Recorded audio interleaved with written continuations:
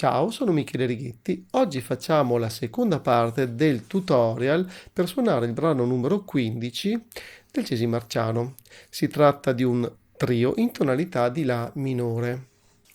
Da un punto di vista tecnico, la difficoltà di questo brano sta principalmente nella mano destra, sempre o quasi sempre puntata, mentre invece la mano sinistra fa degli accordi non puntati. Questa differenza tra le due mani rende il brano, tutto sommato, abbastanza difficile, ma molto molto gradevole. Bene, adesso andiamo a suonare prima a mani separate e poi a mani unite.